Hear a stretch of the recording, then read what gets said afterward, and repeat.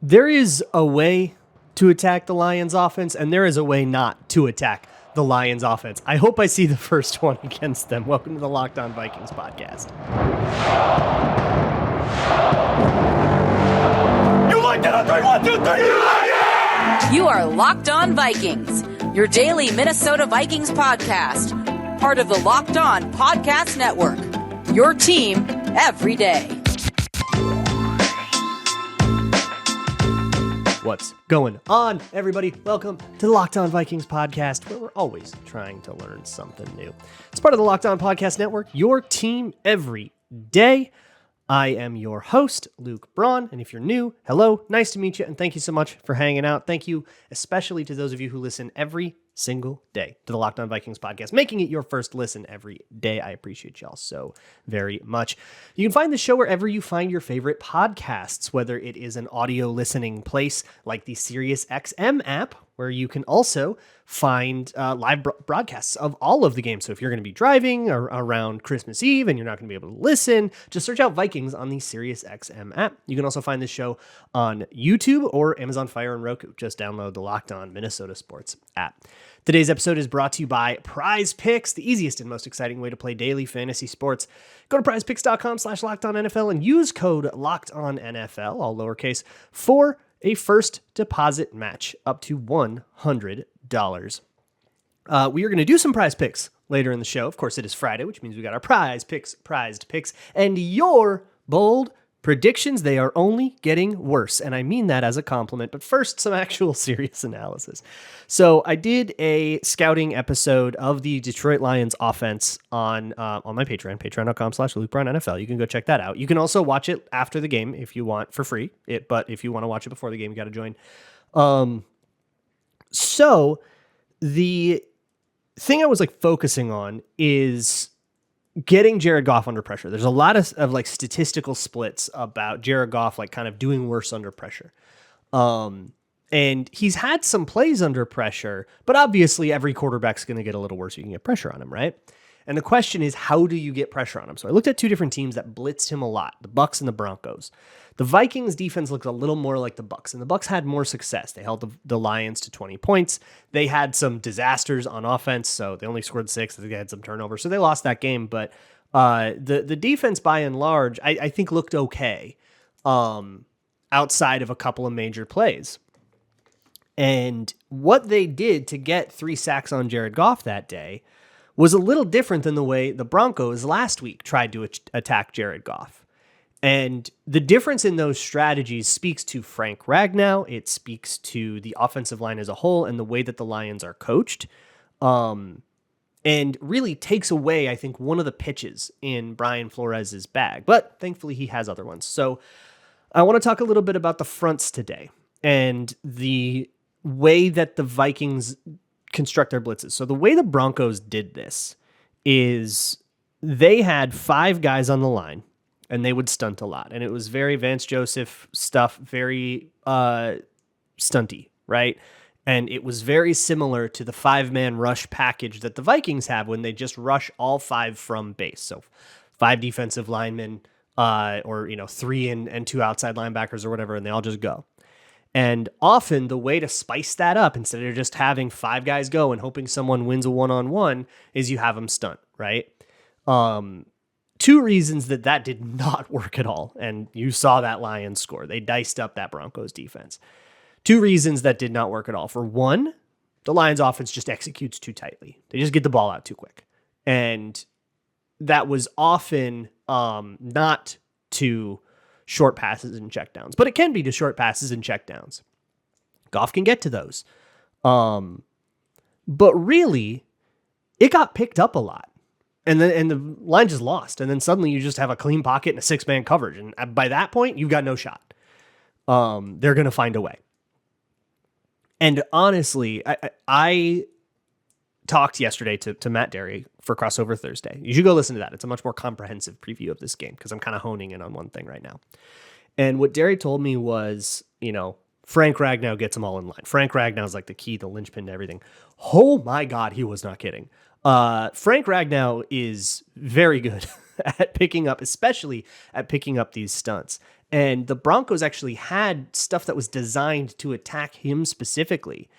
And gosh, there was one play where he managed to hold on to his guy, kind of not literally hold, but keep an arm on his guy. And then with his other arm actually slow down a stunting defensive tackle enough for the left guard to get back over and get in front of him. And they actually picked up a pressure that way. It's one of the crazier plays I've ever seen a center make. I don't think that rushing 5 and stunting is a recipe for success against the Lions at all. The Broncos tried it. They got whooped. I think the Bucs put out a much better blueprint. And statistically, it was better, but it also just felt like a better plan. And the way that they would do this, so the Lions are not afraid to slide their protections. One of the things the Bengals did so well against the Vikings was they took the slide out of the equation. And they basically just did 5-0, man-to-man pass protection with a running back or a tight end sometimes involved if they needed that for the numbers. Which meant that, guys like Patrick Jones and DJ Wonnum and Jonathan Bullard needed to win one-on-ones in the pass rush, and it just wasn't going to happen. And then they got the ball out fast, which made things even harder. And that was a really good plan for the Bengals. It worked really well. The Lions seem pretty content to try to use protection slides to kind of, get the numbers advantage right and have guys protect each other so that they don't lose to stunts as much, right? And very often the slide will have one or the other A gaps open, right? Sometimes there are 4-man slides where it's a B gap and stuff, but very often it will be a 3-man slide. And you can manipulate your front such that it is a 3-man slide. Just leave the center uncovered, leave A gaps uncovered. It's better on third down or second and long where a run is not quite as scary to you. But not undoable on neutral downs. You just got to make sure that your linebackers are ready to fit up, really fast, which, hey, Ivan Pace can do that. And maybe we get Jordan Hicks back, by the way. He's a full participant. He's designated to come off of IR. I haven't talked about that yet. His little compartment syndrome shin thing. He is eligible to come off IR. He's not been activated to the full roster yet as of this recording, but he has been a full participant in practice. I should actually, if I may pause real quick to talk about the injury report, it's kind of rough. Byron Murphy still a DNP with a hamstring, and now they're saying knee injury, so something's wrong there. You've got Harrison Phillips with a back injury. That sucks. Daniil Hunter had an illness. He was back at practice. So they're a little bit more banged up on the back end there, which makes some of this stuff hard, especially with Harrison Phillips. Missing Harrison Phillips is going to be rough.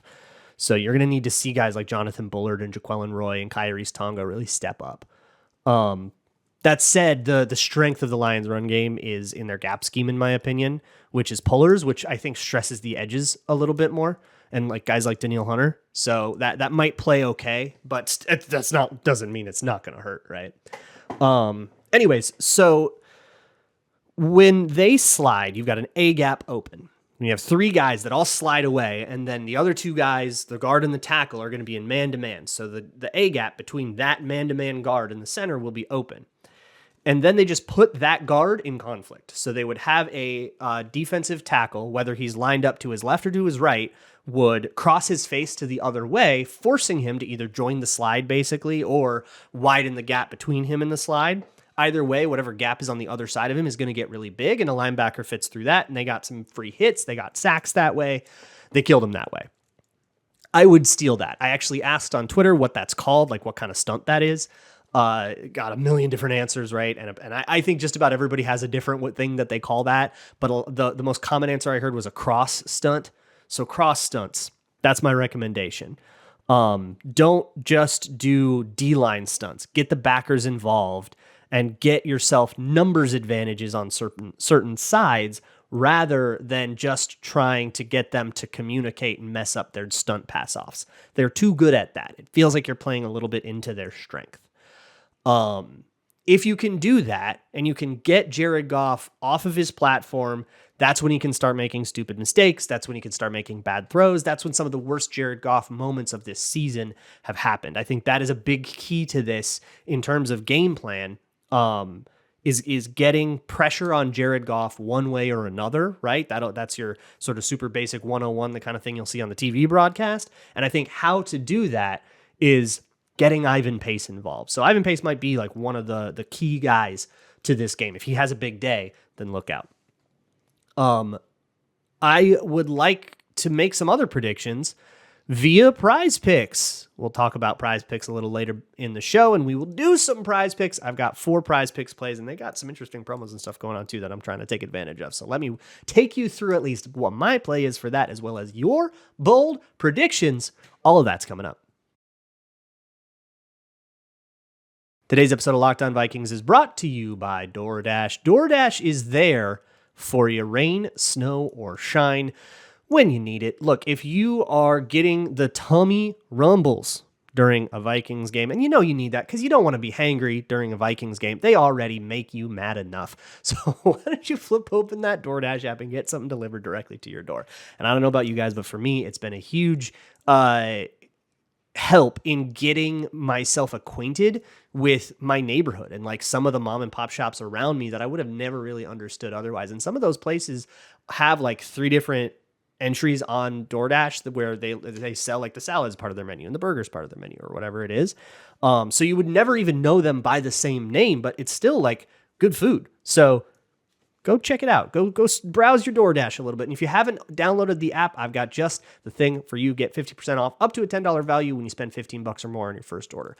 That's when you download the DoorDash app and enter code LOCKED23. You can get 50% off up to a $10 value. Just spend $15 or more on your first order. Once again, that's download the DoorDash app and enter code LOCKED23. Subject to change. Terms apply. Thank you just so very much for making Locked On Vikings your first listen of the day each and every day. While I got you here, why don't you go check out the Locked On Minnesota Sports YouTube page when you're done. They have a 24/7 live stream of all Locked On Minnesota Sports content. It's like your own very own Minnesota Sports TV channel only that you can just flip on in the background while you work or whatever if you're that kind of person that's into that. And it'll loop through everything for you. Do go check it out. Very much appreciate y'all coming in and hanging out here on the Locked On Vikings podcast. Now we are going to head into our PrizePicks. PrizePicks is a daily fantasy game. It's more than less than game. So they have a whole bunch of more than less than challenges and you just got to go pick one. We will smash them all together and try to get a better payout. More details on PrizePicks in a little bit. But first, how about the actual PrizePicks? So they have this demon goblin thing going on right now at PrizePicks that is that like messes with the payouts. So they have like these very conservative amounts and you can pick more than, but the payout isn't quite as much. And those are the goblins. And they'll have a little green devil guy next to the amount, or they've got a red one, and those are the demons, which are a little bit more aggressive, and they will increase your payout. So I got a couple of demons in mine today. I got smoked last week. I won the week before, so let's see if we can't get back on that winning train. I have a feeling that the Lions are going to go to Amon-Ra St. Brown a lot. I think he is going to be a very big part of their game plan. Last week, they pulled a lot of blitz counters and got Jameson Williams involved. But I think Amon-Ra St. Brown is their go-to guy for this. They are, like a lot of teams, very keen to work in a lot of perimeter screens and quick throws and spacing and slants and 3-step drop and go kind of things as their favorite way to punish blitzes. And that is kind of the bog standard way to punish blitzes. And for that, they want the ball in the hands of their most dynamic dude. No, that's not Jahmyr Gibbs. It's Amon-Ra St. Brown. It's the sun god. Jahmyr Gibbs is somebody that Matt Derry pointed out on the crossover. But for my money, he was more of a standard check down. And Amon-Ra St. Brown's the guy that they want a bubble screen to go to. So I see a lot of volume for Amon-Ra St. Brown. So one of the demon things is for him to get a rushing or receiving touchdown, or more than half of a rushing or receiving touchdown. I can definitely see it. And maybe that's just because I watched the Bucs game and I watched that crazy one where all he did was take a little choice route. It was just choice. And he sat down and it was zone. So all he was doing was sitting in the soft spot in the zone, and it looked like it was going to be like a nice, easy. It was 3rd and 13, so it looked like it was going to be a nice 5 yards and kick your field goal kind of safe play. And he just housed that thing. He just took it after the catch and housed that thing. I could see that kind of play happening with Amon-Ra St. Brown. And I think one of the biggest keys to this game will be if the Vikings can tackle him. I don't think that that's necessarily impossible, but I do see him getting his licks, and I see an Amon-Ra St. Brown touchdown on the horizon.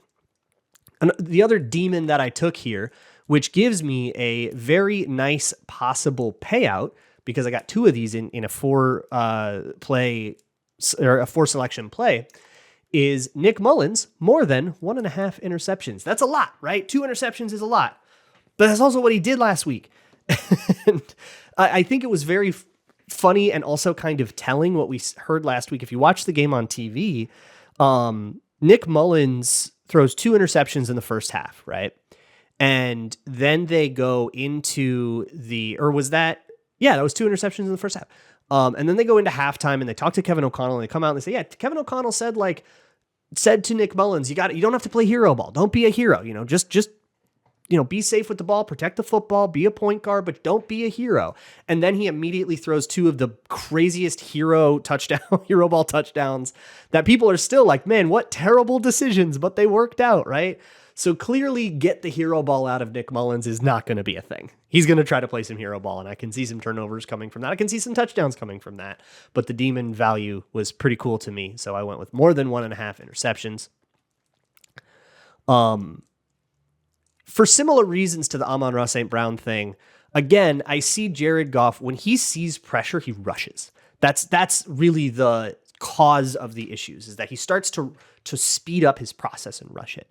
And he will just take whatever's kind of there, even if it's arguably there, and even if, it might be smarter to progress onward. He's just going to say, I see a flash of color, and then he's just going to dump the ball off.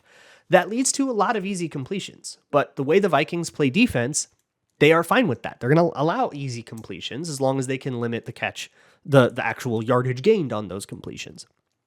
So I see a high volume of completions thing. The other thing is, the one of the challenges that the Vikings defense provides is that they have 5 or 6 players on the line of scrimmage all the time, kind of regardless of how you line up. And the Lions like to line up in condensed formations. A lot of the time, they like to really condense everything and run against that, or condense everything and run play action against that. This is very 4 or 5 years ago kind of offense.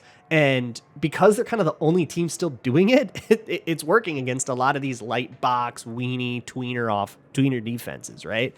And that's part of where they've found their success, is by kind of refusing to go the way of all of this empty spread nonsense that everybody else is doing. And by saying, no, we're actually just going to run counter on you like it's 2011. Deal with it.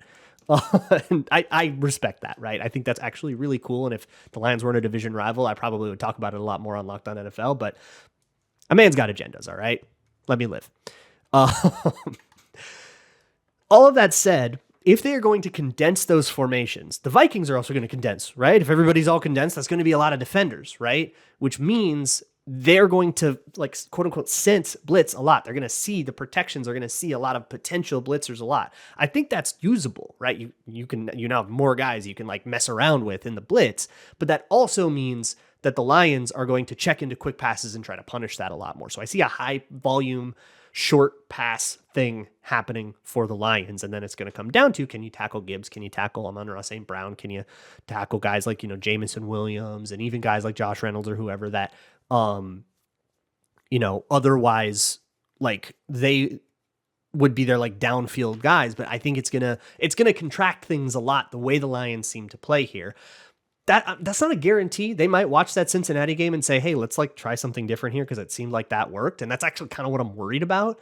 But if that's what happens, then Jared Goff's going off. So either way, 22.5 completions, more than, that's what I'm putting in. And then for reasons that I kind of discussed with Matt Derry, I'm going with Jordan Addison more than 49.5 receiving yards. I don't really know what the Lions do with Justin Jefferson. I could see this being a 180-yard day for Justin Jefferson, where, I think he got his personal record against the Lions last year in a game that the Vikings lost. So their strategy worked.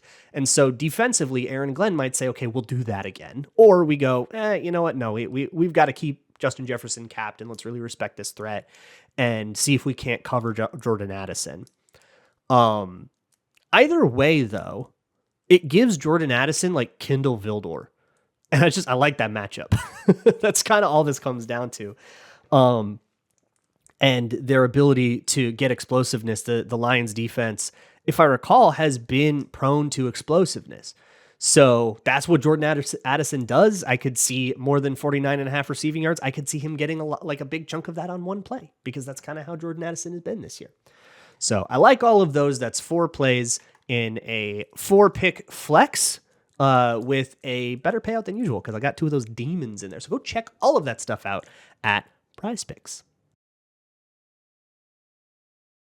And of course, today's episode is brought to you by PrizePicks, daily fantasy made easy. As you can tell, that is not daily fantasy as you're familiar with it. I didn't just go through and pick up a lineup. I picked 4, or 2 to 6 is the limit, of your favorite players, and then it's just a more than less than game from there. And you can find all kinds of things where I did, receiving touchdowns, completions, interceptions, tackles and sacks, and combine things. You can actually do some weird combos too if you wanted to do one with a special with the NBA. So you could do like Anthony Edwards threes and TJ Hawkinson touchdowns, that kind of thing. You can find all of that at prizepicks.com or on the PrizePicks app. Just go to prizepicks.com/LockedOnNFL as well, and you can use code LockedOnNFL for a first deposit match up to $100. That's prizepicks.com/LockedOnNFL, code LockedOnNFL for a first deposit match up to $100. PrizePicks Daily Fantasy made easy. It's time to get bold. It's bold prediction time, and it's only going to get weirder. I love your bold predictions. This is my favorite segment of the week.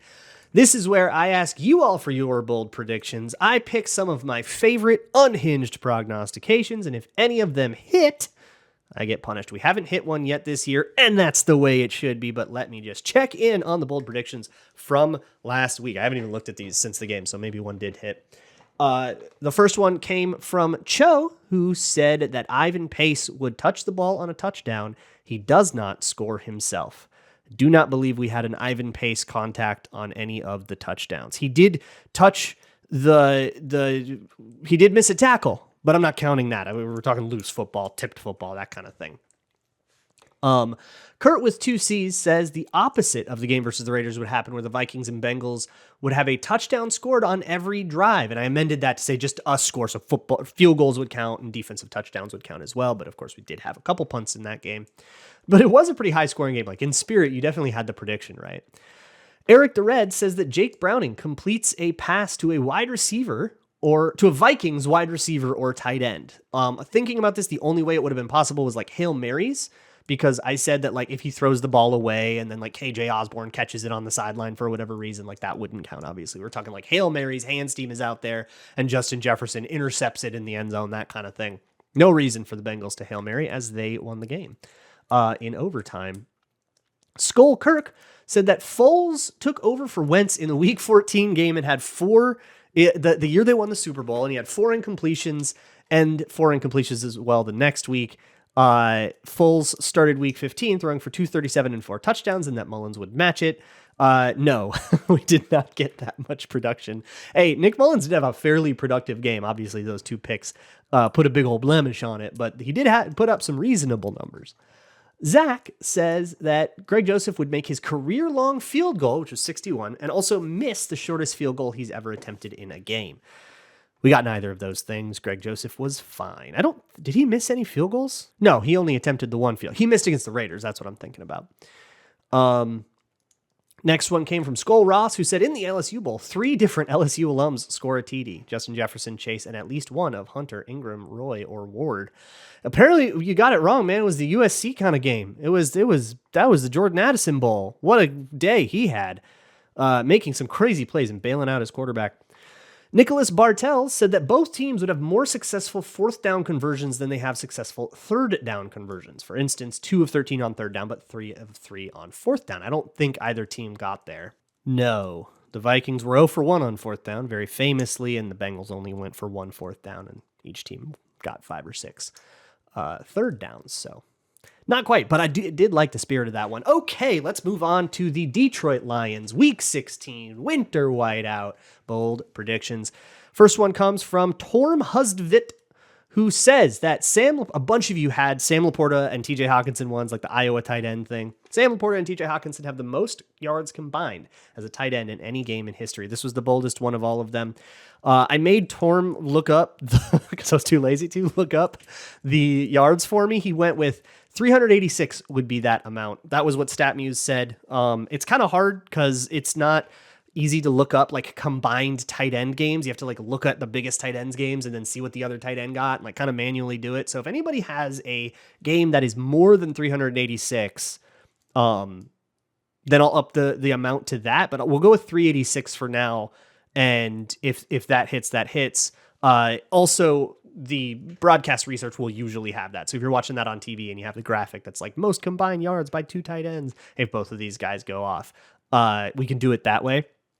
The point is most combined yards by tight ends in any game in history. We need two tight ends, highest yardage pair. That's what we're going for. So we need a record to be broken here. Shadow Flame says that TJ Hawkinson revenge and legacy game would happen. Hawkinson scores multiple TDs, including the game winner. So game winner is always a tough thing because if you score the game winner with, a minute 30 left, but then the defense actually, it could be a game winning interception. Are they both the game winner or whatever? I am saying yes. It needs to be the go ahead touchdown, but not the go ahead touchdown in the third quarter no, that wouldn't happen. Yeah. The touchdown that is the final touchdown of the game, and it has to be a game that they won by less than a touchdown. We'll call that the definition of a game winner. And yeah, I guess if it does happen in the third quarter, that would still be like the ultimate game-winning touchdown, right? And then we say good job defense for stopping them the whole time. But yeah, game-winning touchdown, and it has to be multiple TDs. Minnesota Sports Appreciator says that Santa travels at roughly 13,000 times the speed of sound. When I read this, my heart sank. What could this possibly, what 13,000 number could possibly, it's not a 13,000 number, but I was like, what could you possibly be cooking? I do like it though. In celebration of the big man coming to town, a Viking player has the fastest sprint speed recorded on a touchdown play this year. So this is something Next Gen Stats has. We will do the Next Gen Stats thing there, although the broadcast will be all over it if that happens. It'll be the story of the game if something like that happens. A Viking player has the fastest sprint speed recorded on a touchdown play. It has to be on a touchdown play. So if it's a 60-yard, Jordan Addison catch, but he ends up going out of bounds or whatever, doesn't count. Landon Renly says that the Vikings abandon the tush push and embrace CJ Ham. Ham has 4 carries, all in under 2 yards to go situations, and he converts all of them. So 4 third or fourth down and 1 or 2 situations. Could be goal line carries or something like that. I like it. Abandon the QB sneak. We don't have the dudes for that. Although if you would like some way too detailed analysis on the QB sneak, you can find patreon.com/LukeBrownNFL. I did a whole video on it and a companion thing. I also did an article at Wide Left. So if you subscribe to Wide Left, you can also read my article about QB sneaks where I go into the history of the QB sneak, the creation of the QB sneak, its origins in rugby and in the wing tee way back in pre-war football, and what that means now and how it's coached and how the Vikings got things wrong. Because the idea of sneaking, fine. The way the Vikings did sneak had some issues with it. If you're interested in litigating that. SportsGuy79 said there will be more fake punts than actual punts in this game. So I think the only way you hit this is if it's a high scoring game and there's like only one punt in the game and then there's like one fake, but it has to be strictly more. So it has to be like a 0 punt game, but one of the times they could have punted and they went for the fake. More fake punts than actual punts. Look, Dan Campbell, when he hits the Vikings, he loves to go for it. He loves to bring out all the wacky, wavy, inflatable tube man stuff. He loves to bring that out against the Vikings specifically. And let's be honest, they're the second best team in the division. So you have to, he's going to save all of his best for us, right? So I could see it, but you need a no punt game. I think that's the harder part to get here, of course, right? And finally, Doug Brown says that the Lions would wear the horrible gray jerseys and both teams are punished with an interception fest, at least 3 per team. Boy, would this suck. Matt Derry and I talked about it a little bit. So uniform stuff, I can't stand the Lions grays when they go up against a team that's wearing their road uniform. They have to use those grays as a road uniform, Oregon style. Then those jerseys rock. If those go up against, if you take those into Green Bay, and Green Bay's wearing their home uniform. That's a great uniform matchup. But if the Vikings are doing their winter whiteout thing, and then you have gray with the blue helmets, that sucks. I hate that. And it's even worse if they don't go to the alternate helmet and they just wear the regular silver ones. Then it's white on gray. I mean, come on, man. We gotta have a better aesthetic than that. I don't think the Lions will do it. I think they'll wear their regular home uniforms. But an interception fest, at least 3 interceptions per team, would be exactly what both teams deserve if they treat us to such an aesthetic nightmare. I will be back. Okay, so it's gonna be a little weird because it's Christmas. Okay, I'm gonna try to record on Sunday night. But I don't exactly know if I'm going to be able to get back. We've got plans with family and all that stuff. And plus uploading Christmas morning, you're not going to be listening to a podcast Christmas morning. So I will try to get a show up. It'll be up by Christmas at some point on Monday at some point. And then hopefully the week can be normal from there. But I'm not going to be on the postcast, but you should still go check it out if you want to listen to the postcast. It's live immediately after the game over on the Locked On Minnesota Sports YouTube channel. And from there, I'll try to keep up on stuff the best I can. Obviously, it's going to be a weird week with the holiday, but I should be able to get everything up, and just watch the Locked On Vikings Twitter account for updates if I don't. All right? Everybody, enjoy your holidays. Enjoy time with your family, okay? This is a lovely time of year to forget football for a second and go be with the people that you love, all right? I love you very much. I will see you on the other side. And as always, Skol.